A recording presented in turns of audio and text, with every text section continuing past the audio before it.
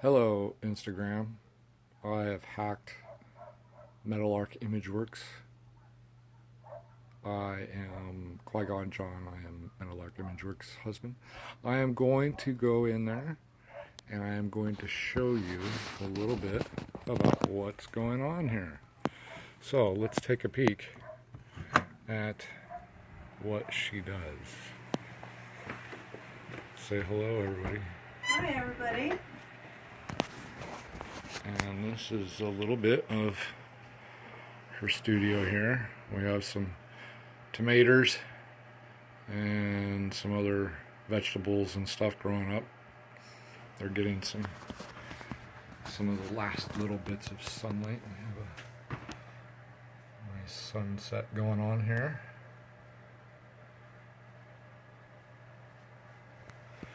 And we'll take a little peek of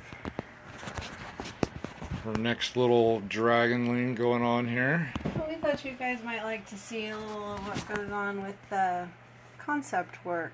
So my idea for this one originally started, I just randomly saw a picture of a sea lion and I thought the head was incredibly graceful. So I thought, oh, that would make a really cute dragon. So I've just been kind of... Let's take a look at it. Look. There we go. That's a little bit of beginning concept work going here. I usually start with quite a few reference points, and I'll be completely honest here. They usually start with our cat and something silly or cute he's done, and I've taken a photo of it. Oh my goodness, he's a hairy dragon. Yes. And from there, I kind of just get an idea. Anyone who's been following the Dragonlings series will probably know that so far, all of the dragons are the kind of classical Western six-limbed dragon. And I take a lot of inspiration from mammalian anatomy, for the most part. I also get a lot of inspiration from, believe it or not, from plants. They're everywhere. And insects as well. Hi, Finder Man. How you doing? Hey! Keep drawing. All your stuff is looking really good. And I'll show you a little bit of some of her concepts that she was, or inspirations, and some pictures. There's our cat right there. We went over her. I've took her phone once and looked through some of the stuff, and there's a lot of bizarre pictures of cat feet and tails. It's true. And random weird shots of me just doing what I do, and next thing you know, she's using it for a reference shot. Look at that, there's a nice sneak peek there. And I think one of the really important things to do when you're just roughing stuff out is to make sure you do your draw through. So I could just sort of guess where the belly would lead into the tail, right? But it's a lot easier at this phase to make sure that you just sort of, doesn't hurt anything. Just do your draw through for the limbs. You know, you can kind of see where it would be on the other side. Sometimes you can catch little mistakes, like this shoulder should be poking out a little bit. So the draw through just helps get the other side correct. It helps with believability. It's funny, the weird little things that can really add to something being believable. And another thing about my dragons that's I kind of like to do is I like to give them not completely human hands, but I like to give them sort of really articulate hands, like they could hold objects or manipulate doors. Yeah, I do need to make it believable. It's more like a hand than a paw. Yeah. Hello to those who have just joined. anybody has any questions, feel free to ask. We will look at those. Already got some little bit of detail in the head there, just kind of showing what's going on.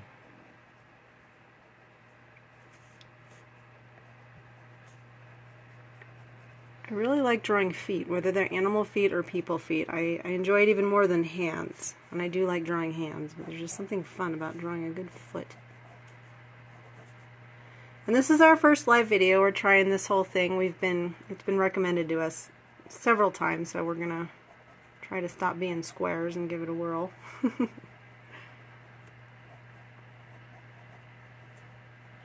So you have a idea for a name on this one already?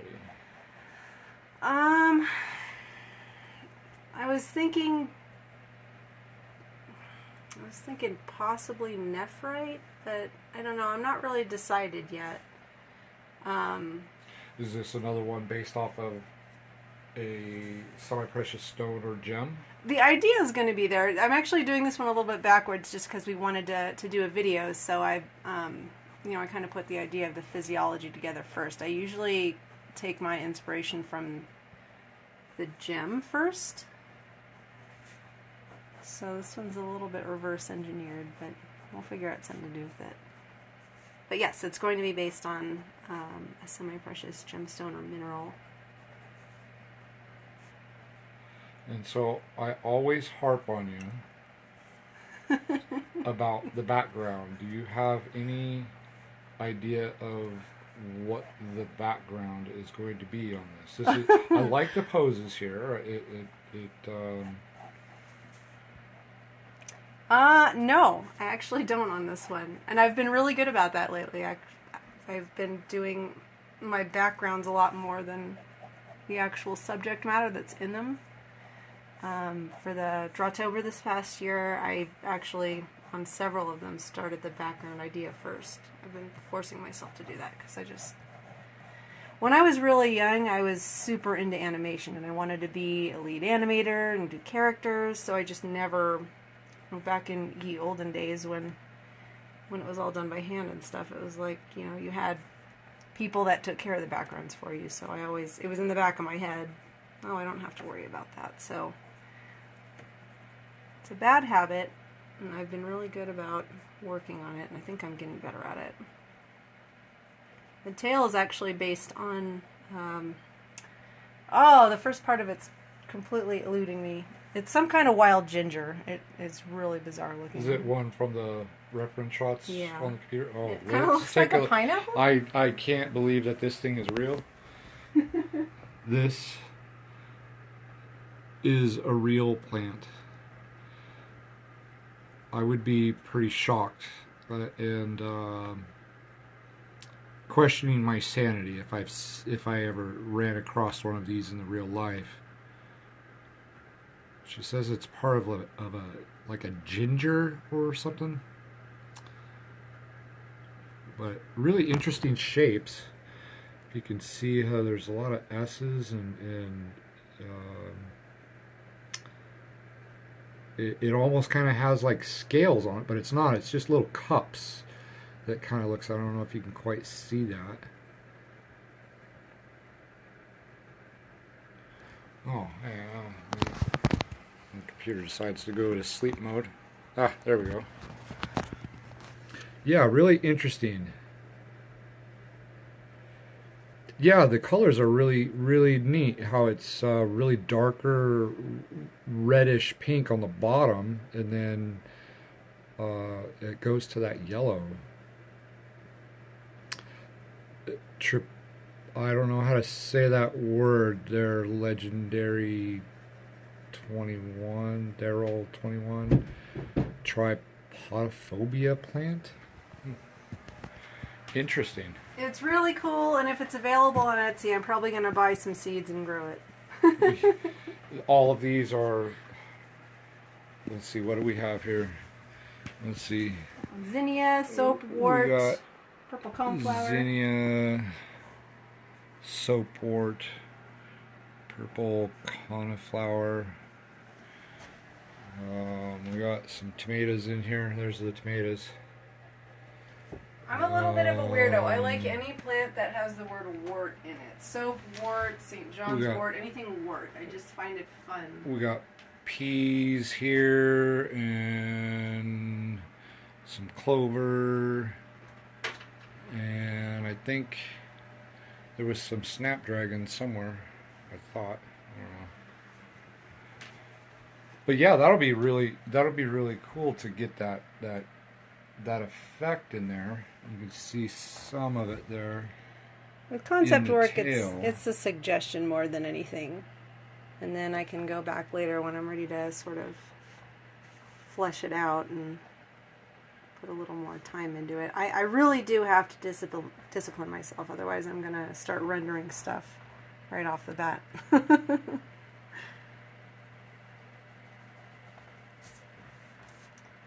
So with this,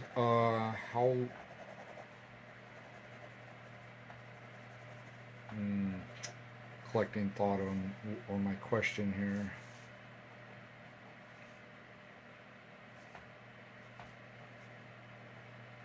How much of this is going to be in the final? Is this the final, or is this just a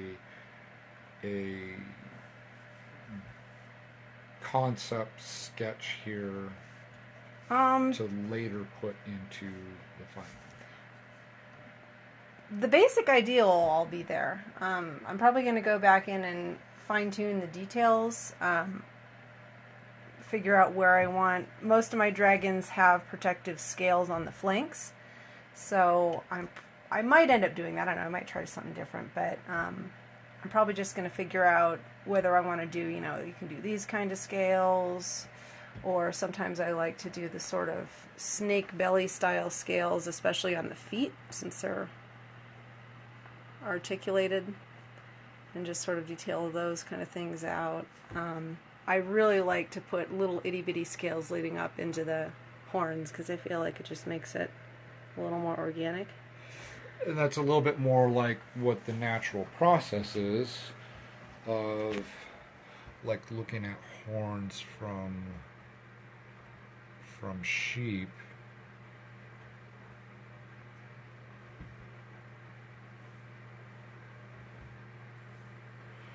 And looking from, like, bone, where, like, a tooth would come out.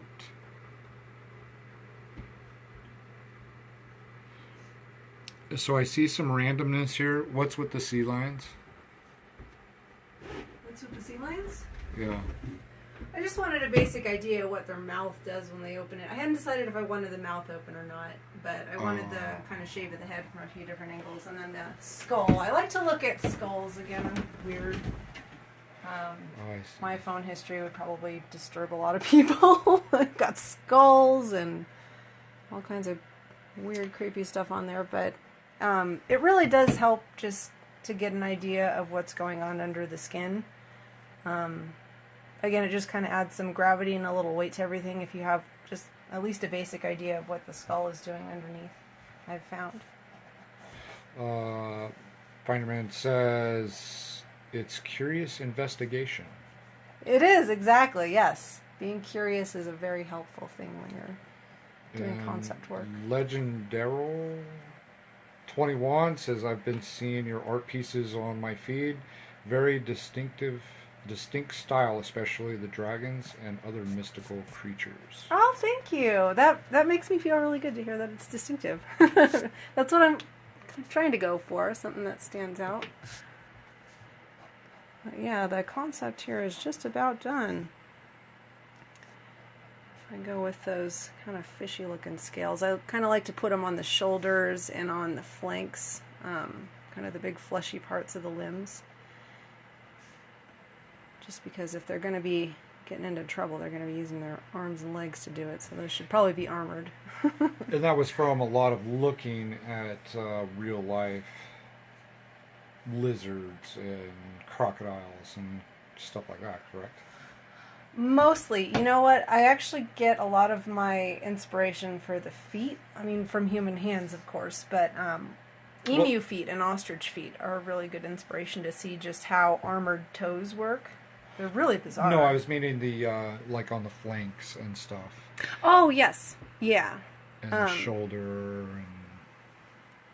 and On a lot of lizards, you'll see like the down toward the smaller parts of the limbs, the scales, especially if they're pebbled, get really small and they're just a little bigger up on the flanks. So that's a fun little detail to put in. Just change the sizing of them. But yeah, she's pretty much done. and then so what would be your next spot here? Where I'd go from here is I would probably get, I'd probably fiddle with it a little more, and then when I have a little more of the details in there, I'd go for a really pale, clean copy. I like to work on mixed media these days just because my technique is pretty brutal on paper. I've just about torn through several pieces that were almost done, and that was enough to scare me off of working on paper anymore. But yeah, I'll probably get a clean copy of this one too, mixed media, and then I don't really flesh out the drawing. I don't do a whole lot of line art. I just try to get a really faint outline of what I want, and then from there, like the whole rendering process, it's almost like sculpting with graphite. You sort of just build up values and get the textures in there, and use some spot definition here and there to sort of draw attention, especially around the face. I think that's a really good, accurate description of how you work. Watching you a couple of times, the sculpting of graphite. I don't really know how else to put it, yeah. That's the different layers that I've watched you put in on the finished products or closer to finished products. It is very much sculpting. Yes. Oh, here's one that she's... Here's a sneak peek. I can't even remember when I started this one. I don't think I wrote it on there. I've been working on commission since November, so I've really enjoyed it, but I'm very anxious to get back to some more dragons, because it's been a while since I've done them. But this is Widgymulthalite. That's a thing. It's an Australian mineral. It is a thing. So you can see a little bit how where that concept was there, but then brought back just the original lighter drawing, line art almost, and then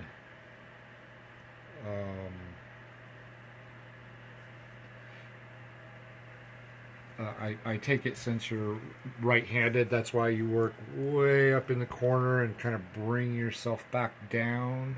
I do that deliberately, yes, because I have a really aggressive hand. I lay the values in there and it gets messy and dirty really quick. So if I work upper right to lower left more or less, it cuts down on the smudging. I do frequently clean as I'm going though, just because it really does get everywhere. It's a messy medium, and that's part of why I like it, but you gotta clean up after yourself. Finder Man says, I'm digging those tail spikes. Oh, thank you. Yes, I like the concept of multiple rows. I just think it's really fun to play with that because you get all different weird angles when the tail curves around. Just adds some interest. Another little note, too. This is a little bit of a scale on how small this guy is. This is a tomato worm. And tomato hornworm, yes. and they're fighting over a tomato, like a cherry grape tomato. Life is hard when you're small. Everything's a fight. And where did you get the idea for this one? You know, I don't know what made it pop into my head, but the experience that inspired this was the first time I reached into a tomato bush, and one of those little hornworms, they don't bite or anything, but when you get really close, they make this really creepy clicking noise. I don't even know how they make it, but it's just incredibly disturbing noise, and it just freaked me out to no end. So I can't remember what made it pop into my head, but I was thinking, what would happen if a little dragon was trying to get at a tomato and a worm was there too? Who would win? And what is the correlation between Widgiemaltolite, which is a mineral, and a tomato worm? Well, it's kind of this lush green color. It's really a beautiful, beautiful mineral, and it sort of reminds me of like the new growth on tomatoes, that really pale green. Oh, okay. So, okay. Again, trying to translate color in graphite. Yeah. I'm a graphite artist, but I do sometimes have like color concepts behind what I'm doing, even though they don't really show through. Yeah, I imagine so. Okay, well, let's take a last little look At someone. I haven't decided who yet. Maybe yes, Nephrite. the little dragon is defending your hand. Yes. From the nasty, I like that. spiked tomato hornworms, which actually they turn into I think it's imperial moths or something. it's the like that. imperial moth hummingbird, Hummingbird moth. Yes, that's what it was. The hummingbird moth, which are those really big and they're really pretty, but they sure can tear up a tomato bush. So, thank you all for joining us, and hope you guys are all staying safe and keeping your sanity. We will see you all on the flip side. See you later.